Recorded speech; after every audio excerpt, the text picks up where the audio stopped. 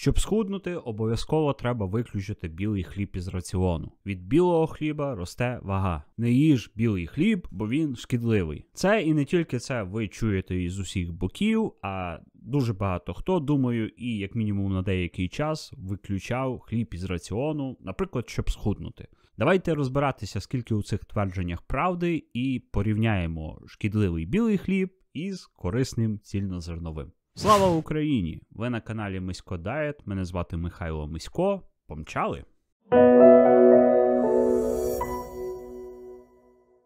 Отже, хліб зазнає чимало критики, і особливо останніми роками. Противники хліба зазвичай наводять такі аргументи проти його вживання. По-перше, це те, що від хліба ми ніби як набираємо вагу. По-друге, у хлібі є глютен, а глютен шкідливий. Одразу скажу, що про глютен ми сьогодні розмовляти не будемо, це тема для іншого ролика, а сфокусуємося більше на загальних аспектах. І давайте для початку визначимося, що таке білий хліб, що таке цільнозерновий, порівняємо їх і розберемося, чим вони відрізняються. Можете бачити зараз це на своїх екранах. Цільнозерновий хліб виготовляється з борошна, яке містить всі частини зерна. Логічно, з назви, так, цільнозерновий. Це зовнішній шар, багатий клітковиною, так звані висівки, це зародок і ендосперм.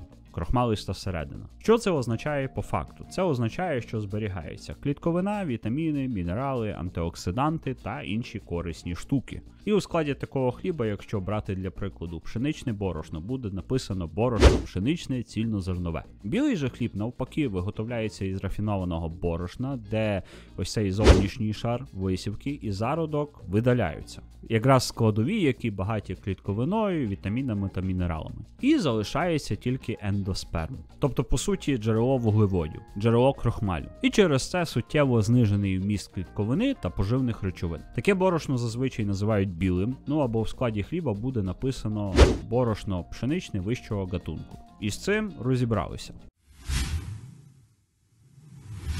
Тепер давайте подивимося, що нам кажуть дослідження. І почнемо ми із епідеміологічних досліджень. Це такі собі опитування, якщо дуже по-простому. Ці опитування, наприклад, можуть вивчати кореляції між харчуванням та здоров'ям. І багато епідеміологічних досліджень показують, що вживання цільнозернових продуктів несе велику користь для здоров'я. Зазвичай ця користь для здоров'я пов'язується саме наявністю клітковини, харчових волокон. Бо як ми вже розібралися, у цільнозернових продуктах залишається ось цей зовнішній багатий клітковиною шар, і тому клітковини більше. Про це детальніше трохи згодом. Але тут є свої нюанси. Ці дані можуть часто плутатися іншими чинниками, тому що це просто опитування. Наприклад, спосіб життя, рівень активності, супутні звички харчування. Наприклад, люди, які їдять більше цільнозернових продуктів, вони зазвичай загалом ведуть здоровіший спосіб життя і харчуються краще. Вони також їдять менш оброблені продукти, більше овочів, фруктів,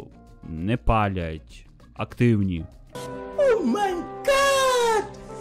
Wow! Тому, якщо підсумувати цей блок, то все-таки здається, що існує якийсь зв'язок між вживанням цільнозернових продуктів та користю для здоров'я. Але важко сказати, чи тут здоров'я пов'язане саме із вживанням цільнозернових продуктів, чи все-таки пов'язане із вживанням цільнозернових продуктів звичками. Краще харчування, більше овочів, фруктів, більше руху, здоровіший спосіб життя. Це все дискусійні питання. Тепер давайте подивимося, що нам кажуть інтервенційні дослідження. Це якраз ті дослідження, які собі уявляють люди, коли чують слово дослідження. Це коли людей ділять на групи, щось в одній групі міняють, в іншій контрольній ні, і дивляться на різницю. Як той чи інший чинник змінений впливає на здоров'я чи на щось інше, залежно від того, для чого проводиться дослідження і що воно вивчає. Наприклад, в одній групі змінюють дієту, як в нашому випадку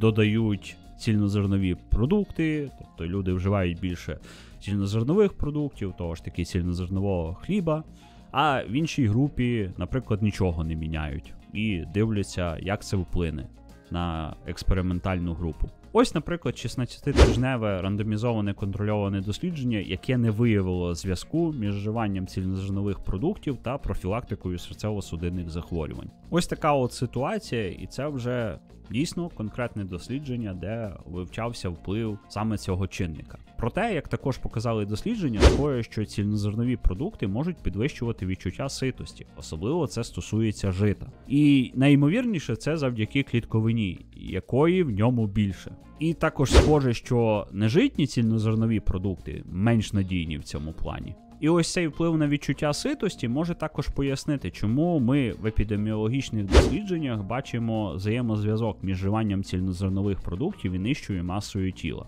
Люди отримують більше насичення і, як наслідок, споживають менше калорій.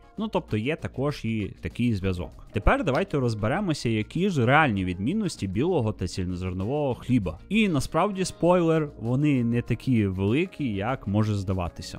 Глікемічне навантаження цільнозернового і білого хліба відрізняються буквально на 10% в середньому. І різниця ця пояснюється з урахуванням того, що у цільнозерновому хлібі, знову ж таки, як ми неодноразово сьогодні повторювали, більше клітковини. Якщо дуже приблизно, то у білому хлібі десь 3-4 грама клітковини на 100 грамів, а у цільнозерновому 6-7 грамів. Тобто можна сказати, що різниця десь у 2 рази. Але, як ми бачимо, у білому хлібі також є клітковина, тобто він не повністю позбавлений неї. І, як ви пам'ятаєте, відмінність також була у вітамінах, мінералах, антиоксидантах і от цьому всьому. Знову ж таки, що цільнозерновий хліб багатший на поживні речовини через невидалені частини зерна. Але й тут насправді не все так критично, тому що білий хліб зараз часто збагачується вітамінами. І в США і Канаді це взагалі є обов'язковим. Тому і з появою збагаченого білого хліба різниця між ним і цільнозерновим стає ще меншою. Цільнозерновий все-таки, звісно, виграє все ще. Але наскільки він виграє, це залежить від контексту. Крім того, деякі люди стараються повністю уникати хліба, знову ж таки, як я казав раніше, через глютен, або через проблеми з іншими сполуками, які можуть бути у пшениці, але які не є притаманні тільки їй. Наприклад, FODMAPs, які є і в багатьох інших продуктах. Про це сьогодні говорити не будемо, це окремі теми, як я вже казав. Щодо впливу на набір ваги, то, звісно, ні білий хліб, ні цільнозерновий хліб самі по собі не приводять до набору ваги. Але зазвичай хлібом достатньо легко переїсти. Ми не набираємо вагу від якихось конкретних продуктів. Ми набираємо вагу, коли ми перебираємо по калорійності загалом. Тобто вживаємо більше калорій, ніж витрачаємо протягом якогось достатньо довгого часу, тижнів, місяців, років. Так само і зі схудненням. Немає продуктів, від яких ми тільки худнемо і можемо споживати їх, в принципі, ненормовано. Як, знову ж таки, немає продуктів, від яких ми тільки набираємо, якщо навіть трішки їх з'їдаємо.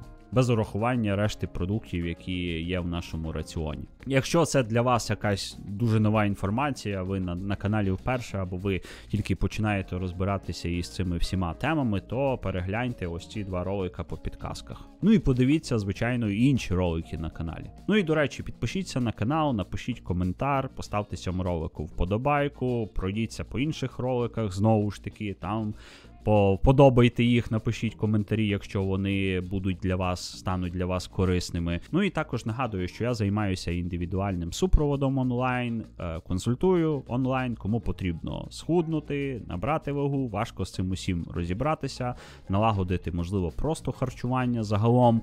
Можете мені писати, куди вам зручно, посилання на всі соцмережі є в описі. Тепер повертаємося до хліба, і ще що потрібно розуміти з огляду на набір ваги на схуднення, на вплив хліба, це те, що калорійність білого і цільнозернового хліба, вона практично однакова. Ще є відмінність в тому, що в цільнозерновому хлібі трішки більше білка. Також, яким чином все-таки хліб може допомагати людям набирати вагу? Справа в тому, що зазвичай ми їмо хліб із чимось дуже калорійним. Наприклад, вершкове масло, арахісова паста, різні джеми, бутерброди з жирною ковбасою, великим шаром масла, сиром зверху. Тобто всім нам це знайомо. І їхня калорійність може бути дуже великою.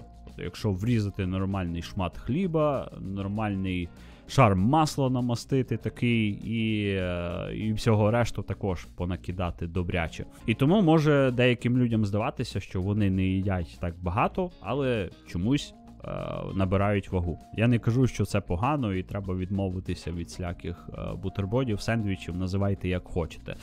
Ось, я кажу тільки те, що це потрібно знати і розуміти. Ну і ще один момент, про який хочеться вказати, це те, що в наших краях хліб часто їдять з усім підряд. Із макаронами, із картоплею, із крупами, із варениками і так далі. Тобто до кожної страви має бути хліб, і вуглеводи, виходить, їдять з вуглеводами, як нас малку багатьох привчили. І таким чином також люди часто збільшують калорійність свого раціону несвідомо за рахунок постійного додавання скрізь хліба там, де він навіть особливо і не потрібен. Якщо у вас проблеми з зайвою вагою і у вас є така звичка, то радив би вам потрохи від цього відходити і не мішати оці вуглеводи між собою, не їсти хліб з іншими вуглеводами, а використовувати хліб там, де він буде, скажімо, основним джерелом вуглеводів, де він буде дійсно потрібен.